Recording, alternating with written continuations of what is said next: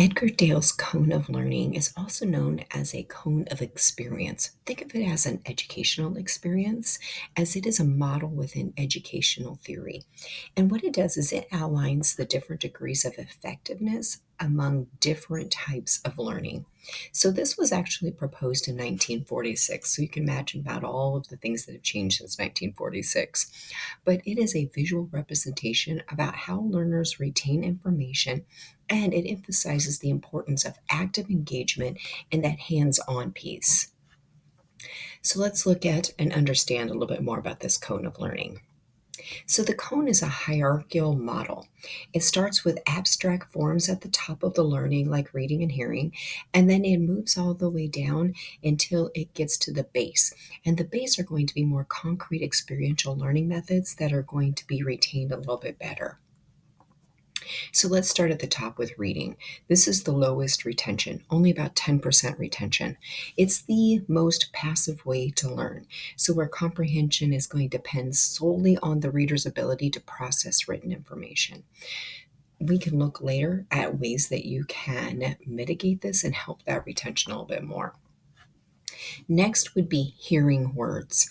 This is a little bit higher. It's 20%, so it doubles. However, this is going to be lectures, audio recordings, or verbal instructions. It engages auditory learning and auditory learners, but it's still extremely passive. So let's look at visuals. Visuals, we're going to look at, again, 30%. So visual aids, images, charts, diagrams, and this is going to make learning a little bit more engaging, but it's not going to be very hands-on. So it helps to clarify abstract concepts, but it's not going to really do anything to apply them. Demonstrations. So demonstrations is going to be more moderate at 50%. It's going to combine visual and auditory, but it also gives practical examples about how something is done. But mind you, we're still missing that kinesthetic touching part of it. Discussions. Discussions is 70%. So look how much that jumps. We just jumped from 50% to 70. And this is going to encourage active engagement and critical thinking. So the reason this becomes a little bit more better for retention or a higher retention rate is because the material becomes more memorable. You're interacting with the material. Now doing. Look at this one, 90%, so high.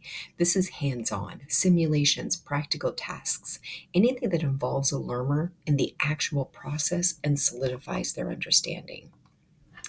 Next, let's look at teaching others. This also goes along with implementation. This is the highest. The highest there is 90 to 95%. I like to think often of that theory of see one, do one, teach one. Teach one being at the very pinnacle. So you want to teach and apply the knowledge immediately. It not only reinforces your learning, but it ensures a mastery as the learners synthesize and articulate exactly what they've learned. It also is going to apply more of that application piece. So, Dale emphasized that learning is most effective when it's active and experiential. And the further down the cone you get, the more senses are engaged. Think of the VARC learning theory, visual, audio, reading, writing, and that kinesthetic, right? And you're going to see that the percentages of retention are going to jump significantly. So, these are really spectacular. Now, mind you, these retention rates were not explicitly connected with Dale's original work. However, the principle remains the same. So let's look at some applications. So educators and trainers can use Dale's Cone of Learning to design effective instructional strategies. You may want to use more blended learning, so combining lectures with hands-on projects. I really like the idea of using the VARC learning theory. Make sure that you have something visual, something auditory, something that they can read or write, and something kinesthetic, something that they can touch. This is going to ensure both theoretical understanding as well as the practical application. You want to look at a collaborative learning. You may really want to look at more group discussions and teaching through peers. This is going to encourage the deeper engagement. Back to that see one, do one, teach one model. And then also try technology. Technology is growing so quickly. Try virtual reality, simulations. Look at ways that you can use these things for experiential learning in a controlled and repeatable environment. Now, there are criticisms with this theory. It's influential, but we don't want to have over reliance on these percentages, especially because many times they can be cited without great empirical and valid and reliable evidence, right? And remember that Dale himself did not assign numerical values to the levels, so it's really best viewed as a conceptual guide rather than a rigid framework. His understanding really underscores the significance, however, of that active engagement within education. We want to shift from passive methods to active methods. We want to enhance retention. We want to enhance comprehension and application of knowledge. And although the model has limitations, the emphasis on experiential learning is still the cornerstone of effective teaching strategies.